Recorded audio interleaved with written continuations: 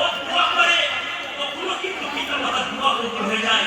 তাই পিতামাতাকে সর্বদা সন্তুষ্ট রাখা উচিত। আমার আপনার মক্কি মাদানী আকা তাজদারে মদিনা সাল্লাল্লাহু আলাইহি সাল্লাম তিনি ইরশাদ করেছেন, তিনি বলেছেন মাতা পিতা তোমার জন্য জান্নাত এবং জাহান্নাম। প্রিয় ইসলামী ভাইরা, যখন পানি নিল তো হাত থেকে যখন পানির গ্লাসটা আলাদা হলো তো হাতের কিছু চামড়া আমার হাত থেকে উঠে গেল। প্রিয় ইসলামী ভাইরা, এর ফলে তিনি বলছেন আমার রক্ত বের হয়ে গেল। আম্মাজান দেখে বললেন এটা কি? আমি পুরো ঘটনাটি বললাম যে আম্মি জান, আপনি যখন রাতে আমার কাছ থেকে পানি চেয়েছিলেন আমি তখনই আপনার জন্য পানি নিয়ে এসেছিলাম, কিন্তু কারণবশত আপনি ঘুমিয়ে গেছিলেন।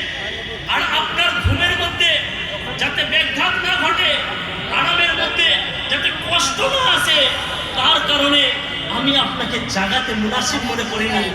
জাগাতে আমি ভেবেছিলাম আমার মায়ের কষ্ট হবে, তো আমি আপনাকে জাগাইনি। যার কারণে আমি এই গ্লাসটি সারা রাত ধরে আপনার পাশে দাঁড়িয়েছিলাম। দাঁড়িয়ে থাকার কারণে যেহেতু শীতের রাত, কঠিন ঠান্ডা পড়েছে, যার কারণে এই পানি আমার হাতের সাথে গ্লাস লেগে বরফ জমে গেছিল।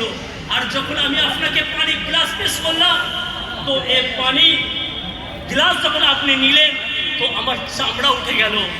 তো মা সেটা দেখে মায়ের চোখ দিয়ে পানি বার হয়ে এলো।